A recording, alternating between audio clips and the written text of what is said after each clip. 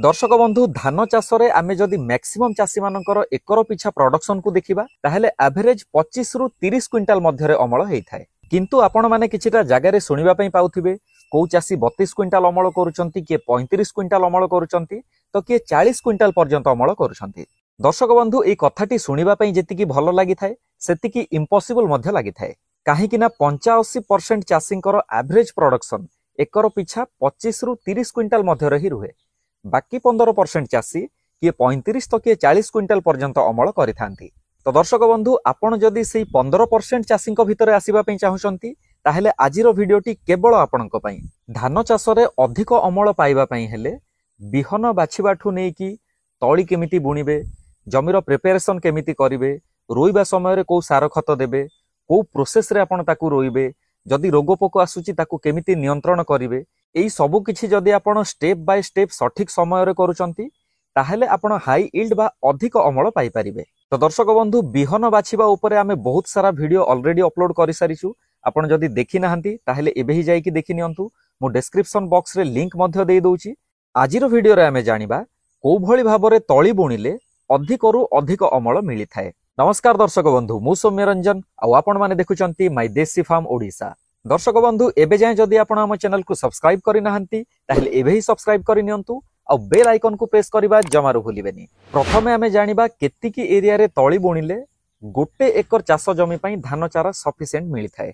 दर्शक बंधु 600 रु 700 स्क्वायर फीट जगह रे जदि आपण तळी बुणुचंती ताहेले गोटे एकर पई सफिशिएंट हे जिवो। आमे जदि आउरी सहज रे बुझिबा पई चेष्टा करिबा ताहेले 25 फुट बाय 25 फुट किंबा 25 फुट बाय 30 फुट जगह जदि आपण नौचंती ताहेले गोटे एकर पई सफिशिएंट हे जिवो।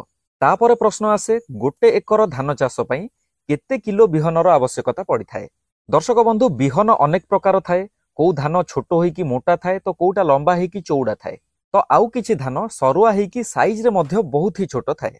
धानर भेराइटी देखिकी एकर पिछा बिहनर रिक्वायरमेंट कमी थाए किंबा बढ़ी थाए। आमे जदि एवरेज देखिबा ताहेले 10 रु 12 किलो बिहन तो निहाती भाबरे लागि थाए। एबे आमे जानिबा तळी बुणिबा पई हेले जमी प्रस्तुति केमिति करा जाय। दर्शक बंधु भल भाबरे जमी को हळ करि सारिबा परे रोटावेटर साहाय्य रे बड़ ढेला को भांगी की गुंड करदेवे आउ जो सबु खाल ढीप रही ताकू मध्य समतल करदेवे। 25 बाय 30 फुट जगार जदि आपण तळी बुणुचंती ताहेले 100 किलो खांटी गोबर खत सफिशिएंट हे जिवो। गोबर खत देई सारिबा परे भल भाबरे कादुओ करिकी 4-5 लाइन रे डिवाइड करिनेबे। जदि आपण 4-5 भाग रे डिवाइड करू नाहंती किंबा मझिरे 2-4टा नाली बनौ नाहंती ताहेले जदि एक्सेस पानी होउची पत्र हळदिया हवा समस्या देखा जाय। ता सहित आहुरी मध्य अनेक समस्या देखा जाए। तो आमे जदि आगुआ 2-4टी नाली बनै देबा तो सेही नाली माध्यम रे आमे बहुत सहजरे पानी बाहर को काढी परिबा। दर्शक बंधु ये तो थिला जमी प्रस्तुति केमिति करा जाए, किंतु जमी प्रस्तुतिर 3 रु 4 दिन पूर्वरु बिहन को प्रस्तुत करिबा पई पड़ी थाए। तो चलंतु एबे आमे जानिबा गोटे सुस्थ तळी घारी पई बिहनर उपचार आ बिहनर प्रस्तुति को भली भाबरे करा जाए। दर्शक बंधु 6 किलो बिहन पई अति कम रे तार 3 गुणा बा 15 रु 18 लिटर पानी गोटे टब रे नेकी आसीबे। सेही पानी रे धीरे धीरे बिहन को छाड़ी सारिबा परे भल भाबरे हाथ बुलेई कि जो सबु बिहन ऊपर भासुची ताकू प्रथमे काढी नेबे। जो धान भितरे मंजी न थाए किंबा मंजी थिले भी अधा भंगा मंजी थिबो किंबा असुस्थ मंजी थिबो ताहेले से गुडा को सब ऊपर भासी थाए ताकू प्रथमे जदि आपण काढी दउचंती जेतिकी मंजी बसिकी रहउची बा पानी भितरे रहउची सेही गुडा को सब सुस्थ आउ हेल्दी मंजी आपण पाई परिबे। दर्शक बंधु आपण जदि ऊपर भासुथिबा मंजी को काढू नाहंती किंबा ए प्रोसेस ही करू नाहंती ताहेले मध्य किछि असुविधा हुएनी, किंतु आपण जदि असुस्थ मंजी लगौचंती ताहेले असुस्थ गछ हबो आउ सेही गछरो आपण को सेतिकिटा प्रोडक्शन मिली परिबनी। दर्शक बंधु ता पर स्टेप होउची धान बिहन को पानी भितरे 6 रु 7 घंटा रखि सारिबा परे छाणी की गोटे अन्य जगह को काढी देबे। आपण मोटा कपड़ा व्यवहार करंतु किंबा अखा व्यवहार करंतु ताकू टिके ओदा करिकी ता भितरे धान को गुडेईकी घर भितरे गोटे अंधारुआ कोणरे रखिदेबे। दर्शक बंधु क्लाइमेट जदि गरम अछि किंबा बाहरे खरा अधिक होउथिबो ताहेले अखा उपरे आपण किछिटा पानी छिंची पारिबे। आउ जदि वर्षा पाग होईची किंबा मेघुआ हेकी अछि आपण को किछि करिबा पई पड़िबनी। धान बतुरेबा 30 घंटा परे जेतेबेले आपण देखिबे धान रे गजा स्टार्ट हे जाइथिबो ताकू आपण 30 घंटा जाय छाडंतु किंबा 40 घंटा जाय छाडंतु। ताठू अधिक जदि गजा होउची किंबा गजा बहुत लंबा हे जाउची ताहेले भांगीबा समस्या देखा जाए। तो 30 रु 40 घंटा मध्य जेतिकी गजा बाहरी थिबो सेटा होची सफिशिएंट। एबे आपणक बिहनटी बुणिबा पई उपयुक्त हो जाइछि। दर्शक बंधु एई प्रोसेस रे आउ गोटे बहुत इंपोर्टेंट कथा हैला, जदि आपण रिसर्च भेराइटी आनिचंती किंबा इम्प्रूव्ड भेराइटी आनिचंती ताहेले सेई बिहन गुडाक किछिटा रोग प्रति सहनशीलता थाए, किंतु आपण जदि हाइब्रिड भेराइटी आनिचंती किंबा कोनोसी डिजीज प्रति टॉलरेंस ही नाही ताहेले आपणकू बिहन विशोधन करिबा पई पड़िबो। जो समय रे आपण बिहन को बतुरेई की रखुचंती 6 रु 7 घंटा परे काडुचंती, सेई समय रे धान को छाणी की काडी सारिबा परे पर किलो 2 ग्राम पाउडर हिसाब रे आपण जदि 10 रु 12 किलो मंजी बुणुचंती ताहेले 20 रु 25 ग्राम साफ फंगिसाइड को मिक्स करि नेबे। दर्शक बंधु साफ फंगिसाइड आपणकर एरिया रे जदि मिलुनी ताहेले अलगा को फंगिसाइड मिलुथिबो, किंतु कंपोजिशन आपण मने रखंतु मेनकोजिब आउ कार्बेंडाजिम ए दीटार कंपोजिशन जो फंगिसाइड रे अछि सेई फंगिसाइड को आपण व्यवहार करि परिबे। आउ गोटे कथा मने रखंतु 6 रु 7 घंटा पानी रे रखिबा पई कुहा जाउची। जदि आपण 10 रु 12 घंटा रखुचंती ताहेले मध्य कोनोसी असुविधा हुएनी। आउ जदि आपणक धान जमी रे उईर समस्या देखा जाए किंबा अधिक मात्रा रे पिंपुड़ी होउचंती मुसा होउचंती ताहेले आपण साफ पाउडर सहित इमिडा क्लोरोप्रिड मध्य मिसै परिबे।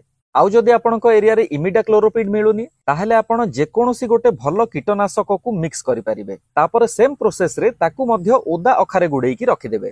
दर्शक बंधु तळी बुणिबा पई दीपहर किंबा संध्या समयटा होची सबठु उपयोगी। 30 रु 40 घंटा परे आपण देखिबे जो समय रे धान गजा उपयुक्त मात्रा रे बढ़ी जाइथिबो सेई समय रे आपण तळी बुणी पारिबे।